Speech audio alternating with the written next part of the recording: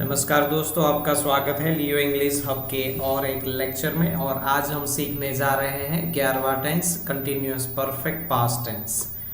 तो आइए दोस्तों आगे बढ़ते हैं। उससे पहले मैं आपको रिक्वेस्ट करूंगा कि हमारा चैनल सब्सक्राइब कर दीजिएगा ताकि हमें भी सपोर्ट होगा और आप भी कोई इम्पोर्टेंट अपडेट मिस नहीं करोगे।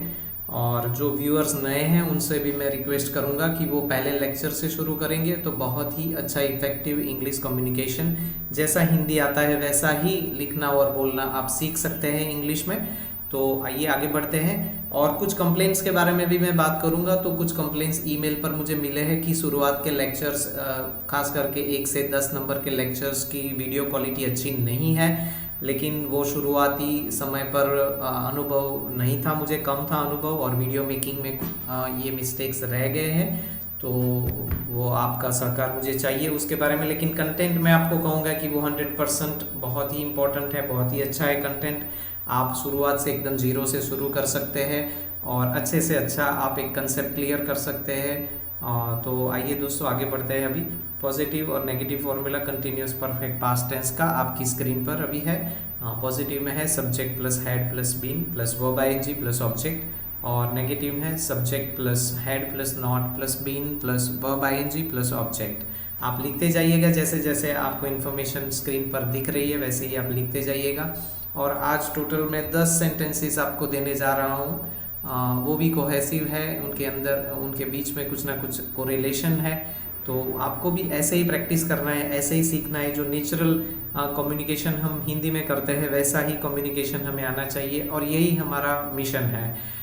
सिंस और फॉर की बात करें तो जो कंटिन्यूअस परफेक्ट प्रेजेंट में हमने सीखा था वही यहाँ पर भी अप्लाई होने वाला है।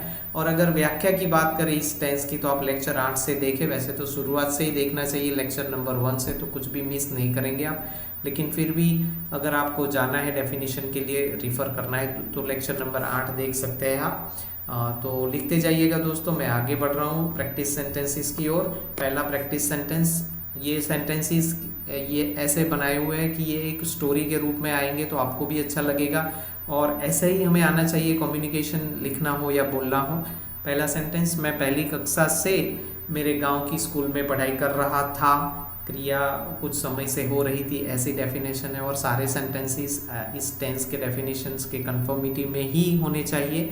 और यहाँ पर सब्जेक्ट मैं हूँ और हैड ही लिखना है यहाँ पर सब में, बीन और फिर वर्ब का आईएनजी फॉर्म। तो पढ़ाई करना यानी स्टडी, उसको आईएनजी स्टडिंग कहेंगे। In my village school since first grade, first grade वो पॉइंट ऑफ टाइम है, तो पॉइंट ऑफ टाइम के लिए हमने सिंस का उपयोग यहाँ पर किया है और वही करेंगे। और नेगेटिव में थोड़ा बदलाव किया है मैंने, विलेज स्कूल की जगह सिटी स्कूल कर दिया है ताकि जो मीनिंग है पॉजिटिव का वो बदले नहीं। तो ऐसे ही सेंटेंसेस आपको बनाने हैं। और दूसरा वाक्य, मेरा परिवार कई वर्षों से गांव में रह रहा था। My family had been living in the village for many years. My family had not been living in a city for many years. तो यहाँ पर मेरा परिवार सब्जेक्ट है, रहने की क्रिया वह करता है। और my family had been living in the village for many years, many years यहाँ पर समय अवधि है तो ड्यूरेशन है वो, उसके लिए फॉर का उपयोग पॉजिटिव नेगेटिव दोनों में हुआ है।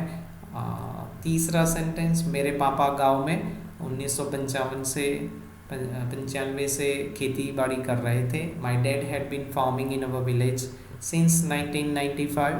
माई dad had not been farming for few years, कुछ ही सालों से वो खेती नहीं कर रहे थे, वो तो फार्मिंग कर रहे थे। फार्म यानी खेत भी होता है और फार्म वर्ब भी है। फार्म का अर्थ होता है खेती करना, तो खेत भी होता है और खेती करना भी होता है। आप नए नए शब्द अपनी नोट्स में लिखते जाइएगा अलग से ताकि उनका भी प्रैक्टिस अच्छे से हम कर सकते हैं। वे खेती के साथ साथ मवेशी भी पाल रहे थे। He had been rearing cattle too along with farming. He had not been sitting idle in free time. यहाँ पर कुछ समय से वाला इन्फॉर्मेशन नहीं है, लेकिन ऐसा ज़रूरी नहीं है दोस्तों कि समय से होना ही चाहिए। सामान्य रूप से होता है लेकिन कहीं नहीं होता है, फिर भी हम इस टेंस में उसको डाल सकते हैं और उसका प्रैक्टिस कर सकते हैं। वे खेती के साथ साथ मवेशी भी पाल रहे थे। He had been rearing cattle too along with farming. He had not been sitting idle, seat idle यानी बैठना, ऐसे ही बैठ जाना यानी कुछ नहीं करना। और रेयर कैटल यानी मवेशी पालना। 5वां सेंटेंस अभी आपकी स्क्रीन पर, मेरे माता पिता मेरे जन्म से मेरी देखभाल कर रहे थे। My parents had been taking care of me since my birth. My parents had not been lazing in bringing me up. तो यहाँ पर मेरे माता पिता सब्जेक्ट है और मेरा जन्म वो एक पॉइंट ऑफ टाइम है, समय बिंदु है, इसलिए सिंस का उपयोग हुआ है। टेक केयर यानी देखभाल करना, और नेगेटिव सेंटेंस में लेज यानी आलस करना, और ब्रिंगिंग अप यानी ब्रिंग अप यानी लालन पालन करना। तो my parents had not been lazing in bringing me up, है ना, they had been taking care of me since my birth. बहुत ही अच्छी बातें हैं। तो यहाँ पर प्रैक्टिस के साथ साथ हम कुछ अच्छे आइडियाज़ भी इम्प्लांट कर रहे हैं हमारे बीच में। हम सभी भाई बहन कक्षा 8 से 7 में पढ़ाई कर रहे थे। We all siblings had been studying together since 8th। We all siblings had not been studying separate, है ना। तो सिबलिंग्स यानी भाई बहन, एक ही माता पिता की संतान जो होती है, भाई हो या बहन हो, और भाई बहन सभी को सिबलिंग्स कहते हैं। और टुगेदर यानी साथ में, सिंस 8th स्टैंडर्ड, है ना, स्टैंडर्ड या ग्रेड यानी 8वीं कक्षा। We all siblings had not been studying separate यानी अलग अलग नहीं पढ़ाई कर रहे थे, साथ बैठकर हम इकट्ठा पढ़ते थे।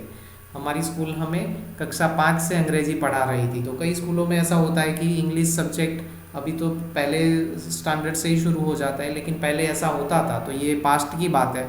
अवर school had been teaching us English since 5th। Our school had not been teaching us English since 1st। पहली कक्षा से नहीं सिखा रही थी हमारी स्कूल यहाँ पर स्थान नहीं है, वो सब्जेक्ट है, इसलिए उसको पहले लिया हुआ है। और पहली कक्षा, 5वीं कक्षा, ये सब पॉइंट ऑफ टाइम है, इसलिए सिंस का उपयोग पॉजिटिव नेगेटिव दोनों में हुआ है। मैं कई वर्षों से अच्छा अंग्रेजी सीखने का प्रयास कर रहा था। I had been trying to learn good English for years. कई वर्षों से यानी फॉर ईयर्स वो समय अवधि है। I had not been trying to learn good Hindi for years. Hindi हमें सीखने की ज़रूरत नहीं है। तो क्या सीख रहे थे हम? अंग्रेजी सीख रहे थे कई सालों से।